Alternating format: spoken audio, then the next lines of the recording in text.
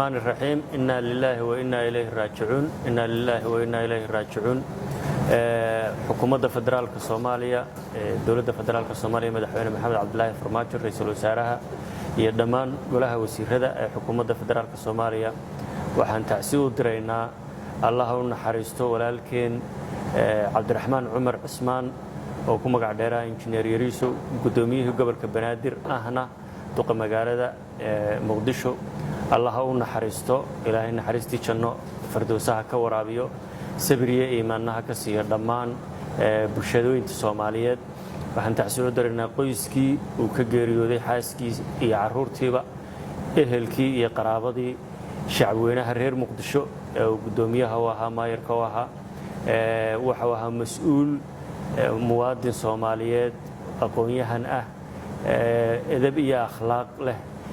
golaha wasiirada waa ku wada jirna waa ka tirsanayn waxa uga marakacayaa inuu shakhsi wanaagsan ahaa gudoomiyaha gobolka Banaadir iyo duqa magaalada oo shaqo badan oo hawlkar ah waxaan dhammaan ummadda Soomaaliyeed iyo shacabweynaha gobolka Banaadir dhammaantood iyo qoyskii qaraabadii iyo ehelkii iyo asxaabtiiba leeyahay sabriye iimaan Allah u naxariisto gacanka xaq daran ayaa dishay innagana Ilaahay hay nooga daba naxariisto markaan miqaamkiisa gaarno waqtigeena ay timaado gudida halkan taagan oo ka tirsan golaha wasiiradu waa gudida qaran ra'iisul wasaaraha xukuumadda federaalka Soomaaliya mudane Xasan Cali Khayre uu magacaabay inaanu ka shaqeyno aaska qaran iyo qabanqaabada aaska iyo soo qaadista meydka iyo duugista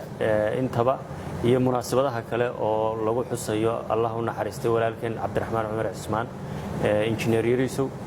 waxaan kaloo doonayaa inaan sheego in madaxweynuhu amray in 3 cisho oo bareer diiq ah